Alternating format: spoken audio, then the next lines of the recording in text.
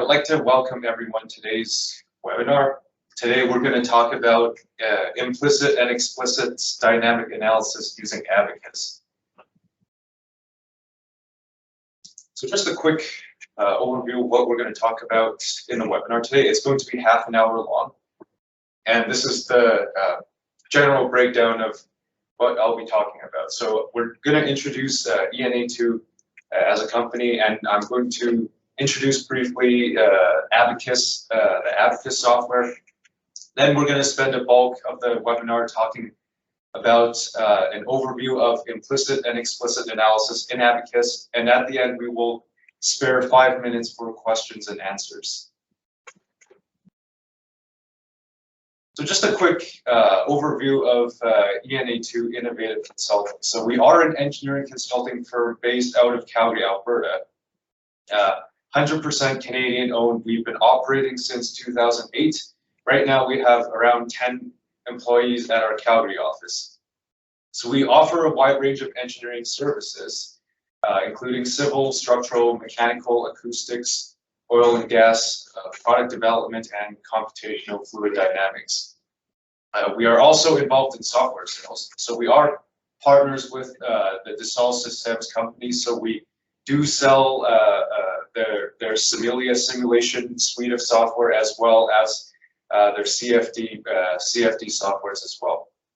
And as part of resellers of software, we are also a certified and training support center. So if we have customers or clients who are new to Abaqus, they bought it, they are using it for the first time, we do offer training, week-long training for those who need it. So my name is Kevin. I am a structural engineer in training with ENA2 for the past 2 years now. So I will be your presenter today. And just a quick overview of myself. I earned my master's at University of Calgary in civil engineering with a structures and solid mechanics minor. So before we go into the specialized topics of implicit and explicit dynamics using Abaqus, let's go over first what Abaqus is. So Abaqus is a general purpose finite element analysis or FEA software used for simulation of any physical behavior that you might have. So it does have extensive applications in civil, mechanical, oil and gas, transportation, and biomedical fields. So this list isn't exhaustive. So there, basically anywhere where you want to physically model something, you can perform that using Abaqus. Not just necessarily related to engineering fields. Abaqus is quite well known, and it is known for its accuracy and reliability across industry and academia. So just a quick, very basic list of some of its capabilities. And again, this list isn't all-inclusive, just to include some of the main features that Abaqus is capable of. So it does contain advanced material modeling. So it contains many different types of algorithms for modeling steel, concrete, composites, as well as the damage models associated with those types of materials. It does contain comprehensive meshing techniques. So if you have models that are simple or complex, you can. There are a wide range of techniques that you can do to properly mesh all your models. It also contains robust algorithms for contact and multi-physics problems. So if you do have multiple components in your model, or if you not only are you modeling stress, performing a stress analysis, you want to include interactions with thermal or fluid effects, you can perform those types of multi-physics simulations in Abaqus.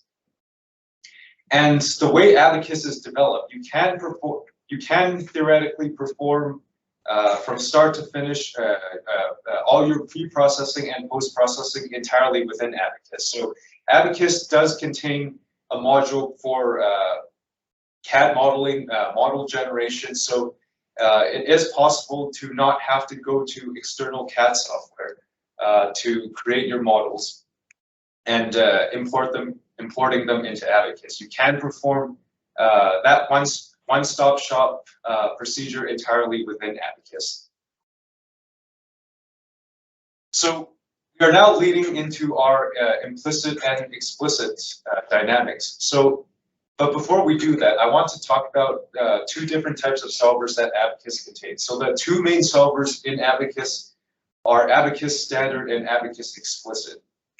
So implicit dynamics is going to be performed off of Abaqus Standard. So Abaqus, just a little more information. So Abaqus Standard is the main solver that you would use to perform your static analysis, or not just static analysis, but you can perform any type of analysis where generally the loading rates are quite slow. Explicit analysis, on the other hand, is done using the explicit solver, and this is generally more geared towards analysis where you have very high deformations, where you have material failure, and where you have high speed, high impact events. So we will look into these a little more little later down the webinar. So I'm just going to provide some basic formulations into implicit dynamics and explicit dynamics, and then I will also go into some of the applications. So let's start with some basic concepts behind implicit and explicit dynamics. Let's start with implicit dynamics. So what is an implicit analysis? Well, an implicit analysis involves solving the governing equations of motion using implicit time integration methods. So what this means is that when we are solving the equations of motion from physics, we want to solve for the unknown. So we are looking for displacements, acceleration. Well, in the implicit, using the implicit method, we are solving for unknown displacements in our model. So Abaqus will use something called a Hilbert-Hughes-Taylor method, or otherwise known as a Newmark method. So if you have background in structural dynamics, you're probably familiar with the Newmark method, which is a numerical technique for solving your equations of motion.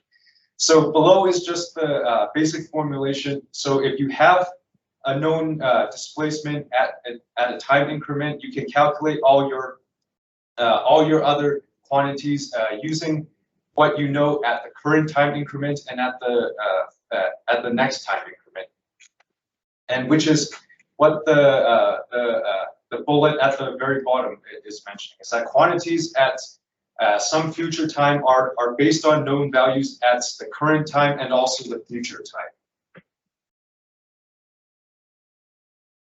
So that being said, these are some of the important features associated with an implicit analysis. So the numerical formulation of the implicit scheme means that nonlinear equations must be solved. And like with static methods, you have to invert the stiffness matrix in order to get the quantity that you're looking for. So again, in the implicit analysis, we're looking for displacements of our model, and because of that, we need to invert the stiffness matrix K. The implicit method is unconditionally stable, which means that relatively large time increments are sufficient. So when we're doing a dynamic analysis, it's more beneficial to have larger time increments, because the smaller time increment that you need, the bigger your analysis is going to be, and the smaller each step of your analysis is going to be. So that's one of the advantages of implicit dynamics, is that you can perform giant steps forward during your analysis, which theoretically should lead to a faster solution. But as we will see later, this is not always the case. So another feature of implicit dynamics is that equilibrium is checked after each iteration using the Newton-Raphson method. So that's all said and done. So what does it all mean? Well, because we have to invert the stiffness matrix, and we have to solve for nonlinear equations and finding convergence, the implicit method is computationally intensive. So if you do have some FEA background or any structural analysis or solid mechanics background, you know that inverting the stiffness matrix is a huge pain, and it costs computers a lot of resources to perform this procedure. So the implicit method is very good for solving slow, mildly nonlinear problems. But once we have more nonlinearities, once we have extremely large deformations or failure or if our model is being loaded at an extremely high rate, then the implicit scheme starts having problems. So now I'm going to provide a quick overview background of explicit dynamics. So explicit analysis involves solving the equations of motion using direct integration or explicit time-stepping methods. So what this means is that instead of solving for displacements, Abaqus is going to solve for accelerations, and I will talk about shortly why this is more beneficial. So this is those equations below is the basic formulation.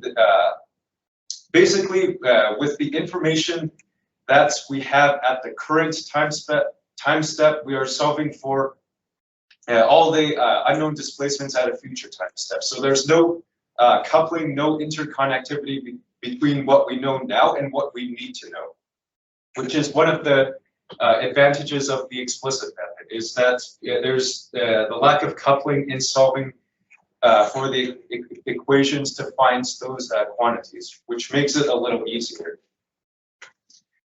So some of the important features is that the explicit method uses something called a lumped mass formulations. What this means is that because we are finding for unknown accelerations, we only need to invert the mass matrix. And because a lumped mass matrix means a diagonal matrix, this means that when we invert it, the computational effort is quite easy.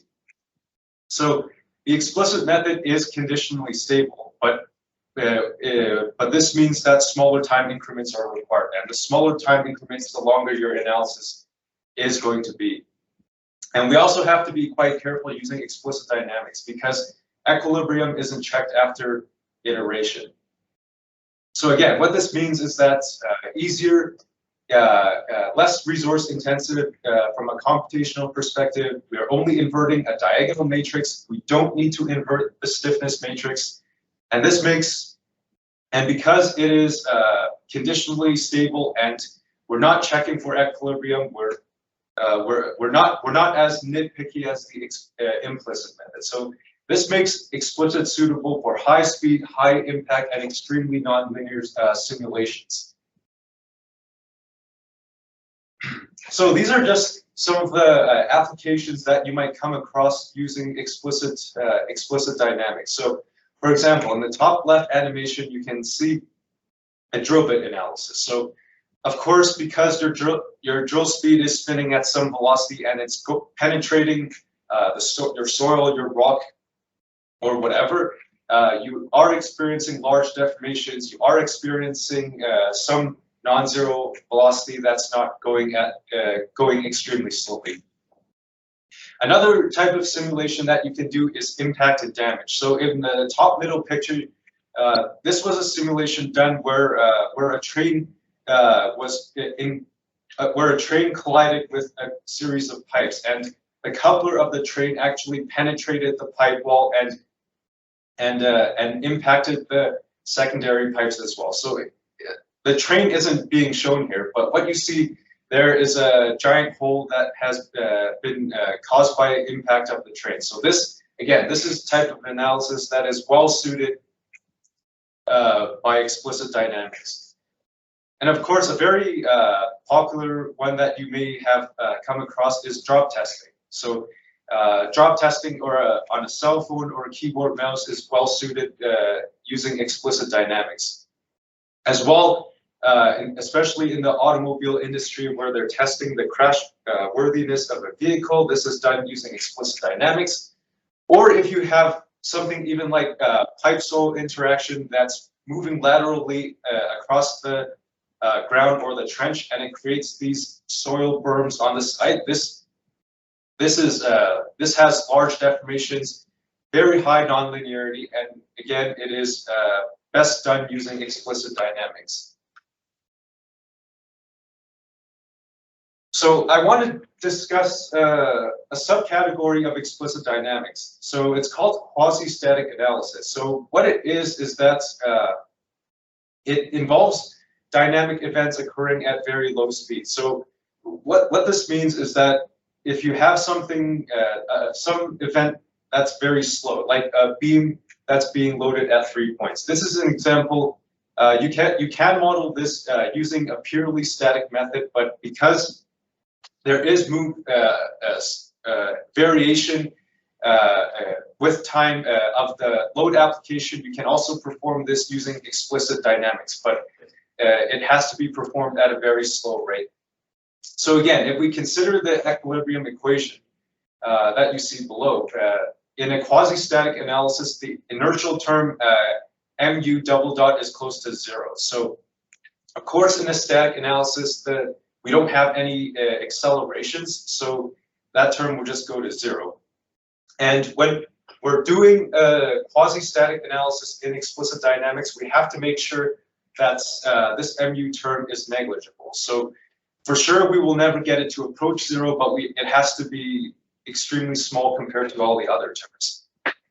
So when can we use explicit dynamics for quasi-static analysis? Well, as I mentioned, in situations where the loading rate is very slow, but high non-linearities are present, we can use explicit dynamics method. And more specifically is that we can apply this quasi-static analysis to situations that otherwise would have failed if we used the Abaqus standard solver by employing static analysis or an implicit analysis. So with this being said, we can see that problems that are solvable using the implicit scheme can be solved using quasi-static explicit method, but the inverse of that isn't necessarily true. So not all problems that are solvable by explicit dynamics can be solved with implicit dynamics. So what does this all mean? Well, I have a few applications here that that hopefully do a better job of illustrating that. So these types of analysis are situations where the rate of loading or deformation is quite low compared to impact events, for example. So, for example, if we want to model the punching failure of a concrete slab, this is something that we can do using either explicit analysis using the quasi-static approach or a purely implicit analysis. Other slow processes that we might have are rolling of structural steel, or if we want to model plastic deformations of a bridge pier subject to cyclic loading, if we want to model compression of a gasket, of a rubber gasket like you see here, or if we want to model sink forming using a piece of sheet metal. So in the applications that I've shown in the previous slide, we can, in theory, we can use both implicit or explicit methods to solve these applications. But the only difference is the extent to which applied loading and deformations occur. So because implicit analysis deals with some nonlinearity and low rates of deformation, as well as very slow rates of loading, the implicit method would be able to model these situations, but to a much lesser extent. So, for example, if we go back, I'm a civil structural background, so I'm going to use this punching slab as an example. So, in this example, let's say your slab is being loaded by, let's say, 10 kilopascals of distributed load. So in a quasi-static in an explicit analysis, you can, if you can go to the full extent of the loading of 10 kPa, in an implicit analysis, for example, you might only be able to go up to 5 kPa, because at some point in your analysis, you're going to have too much failure around your column, and at some point, if your if your deformation or loading is too great for an implicit analysis to handle, it's going to have lots of difficulties trying to deal with this damage in your material. Whereas if you use an explicit analysis, your analysis is going to run all the way through. So with all that being said, there are some things that we need to consider when we do an explicit dynamics analysis. So unlike most types of analysis performed in the Abaqus standards, time is actually physically significant in an explicit analysis. But you will find very quickly that if we try to perform our analysis using the natural time period, it's not going to be generally feasible. So, for example, if we have a beam that's being loaded very slowly, but let's say it's being loaded for a total of 10 seconds. If you assign a time of 10 seconds to your explicit analysis, you will find when you do it that it's not going to be possible. So in any dynamic analysis, the accuracy of your result strongly depends on your loading rate. So because in an explicit analysis, you do have that inertial term mu double dot, depending on how quickly you apply loads to your model, you might get very different results. And again, because of the formulation of the explicit model, there's basically nothing preventing your model from blowing up. So because you're not checking for equilibrium, you're not performing those checks that a standard analysis might perform. Your model is basically left to its own devices. So if anything happens to it, it's going to keep happening whether you like it or not. The explicit analysis is going to keep going on regardless.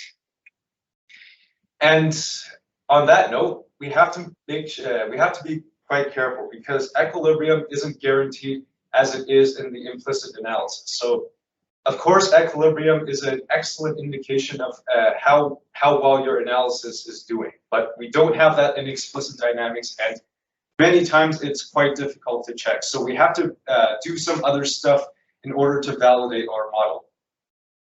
And again, in an explicit dynamics analysis, our time incrementation is controlled by the most critical element, and I will talk a little more about this when I talk about mass scaling. So again, loading rate, extremely important in explicit analysis. So if our loading rate is too high, then our inertial effects become significant, and we might get highly localized behavior. So if you look at the picture on the right, you can see that a steel ball that bending a steel beam. So if our velocity was 400 meters per second, then we only get this localized effect where everywhere else that's not hit by the ball stays still, but we only get this really localized effect. But if we slow down our velocity to 25 meters per second, our response for the whole system is much better. And this is what chances are this is what we're looking for in this type of analysis. So if we apply our loads in the actual or real loading rates, then this also becomes a problem, especially for quasi-static analyses where it is extremely slow. Because if, as I mentioned, if we try to apply our loads in the actual time period, we would need millions of increments. And this translates to actual CPU time on the order of days to even weeks. And because of that, especially for large models, implementing some form of technique to speed up our analysis is a must. We basically can't live without it. And another thing that we have to consider in an explicit analysis is reducing vibrations as much as possible. And this is especially true for quasi-static analysis. So it is generally good practice to apply all loads in a gradual, smooth step to reduce those sudden inertial effects that will cause your vibrations. And if necessary, we can introduce damping into our model. So mass scaling is the main technique used by explicit that will improve the efficiency of your analysis. So to give you some background, let's say our stable time increment is given by this equation. So our stable time increment is dependent on the size of your element, which is measured by its characteristic length, as well as its elastic modulus and density. So from here, we can see that if we we can either increase the material density or stable time increment, but if we can't do it excessively because the inertial effects will become too large. And the general rule of thumb is when you apply mass scaling, the total mass of your model at the end shouldn't be changed by more than 5 to 10%. So you can see the column buckling analysis on the right. So if we, this is with no mass scaling factor of 1. This is your result. If we apply a mass scaling factor of 16, the result is quite similar, so we know that we are applying the appropriate amount of mass scaling. But if we increase the mass scaling factor to 64 and 6,400 below, then our results become essentially meaningless. So we have to be quite careful when we use mass scaling. So another check that we can perform to validate our analysis is energy balance. So we always have to keep track of energy balance when we perform an explicit analysis. So it's given by this equation. So the total energy has to be balanced by the internal energy, kinetic energy, viscous damping energy, as well as the external work that's being done on your model. And this term all has to be constant at the end. Or in the case of quasi-static analysis, it has to be close to 0. So the general rule of thumb is that the ratio of kinetic energy to internal energy for a quasi-static analysis should not exceed 5 to 10%. And if any of these guidelines are violated, it may be an indication of excessively fast loading or excessive element distortions.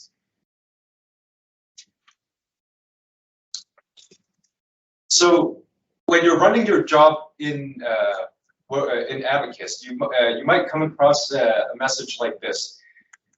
So the most common error message in Explicit Dynamics is excessive element distortion. And the reason that this happens is that stress waves travel too quickly across your element. And these may be caused by, for example, incorrect, poor, or limiting material definition. So there's some deficiency in your material model that's causing your element to behave erratically. Or if you have poor contact definitions, constraints, or boundary conditions, these can also cause your elements to behave poorly. And again, if you have excessive loading rates or excessive mass scaling, you have excessive inertial effects that will also cause your elements to distort. So these problems can typically be solved by either refining your contact definitions and constraints through adjusting tolerances in your master-slave assignments, or improving your mesh to have better aspect ratios. So how do you perform an explicit analysis properly then? Well, first of all, you need to assign the proper amount of time to capture model behavior while optimizing the analysis speed. You need to use the appropriate methods to increase computational efficiency without affecting the models significantly. So again, if you apply mass scaling, you have to make sure that inertial effects remain low. You need to have a solid understanding of what checks to perform to verify the accuracy of your model. And of course, you need to make sure that your mesh is reasonable quality and by avoiding distorted or sliver elements. And finally, you have to ensure that your contacts, constraints, and boundary conditions are defined properly. So to wrap everything up, I prepared a table that briefly summarizes the main differences between using implicit and explicit schemes. So again, implicit analysis checks for equilibrium and convergence. Implicit scheme is unconditionally stable, whereas an explicit stability is governed by the time increment that you choose. And for the time increment, you can use a larger increment for implicit, but it has to be quite small for explicit. But on the other hand, in an explicit analysis, there is no need to iterate to solve the governing equations of motion. In terms of CPU time, implicit schemes generally take much more time than explicit. And correspondingly, the computer storage for implicit is typically higher. But because implicit does all those equilibrium checks. The accuracy tends to be generally better. And as for the type of analysis, that's the two different schemes can do. Again, implicit schemes handle mildly nonlinear problems with slow loading rates the best, while explicit schemes model extremely nonlinear, high speed, high impact events the best. So this concludes our webinar about explicit and implicit in Abaqus. So we introduced briefly what Abaqus was and some of its core capabilities. Then I went into some basic formulations, applications, best practices, some characteristics, and comparisons between explicit and implicit.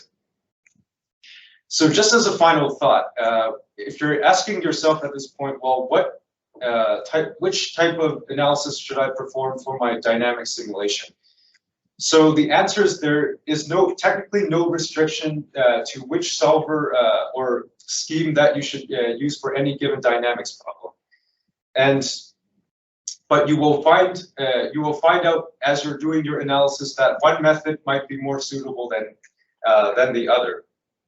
And as with everything that you do in finite element analysis, you have to know the physics of your problem and understand how your solvers work. And you can only do this through experience. So you can't say that, okay, I will always use explicit, never use implicit, or vice versa. You have to know, okay, what type of model that you have and the type of things associated with your model, like your materials, how complicated your contacts are, and other sources of nonlinearity that will contribute to how difficult your model is. So I would like to thank everyone for attending today's webinar. If you have any questions, we will be around for 5 minutes, and you can type your questions out in the chat or ask it to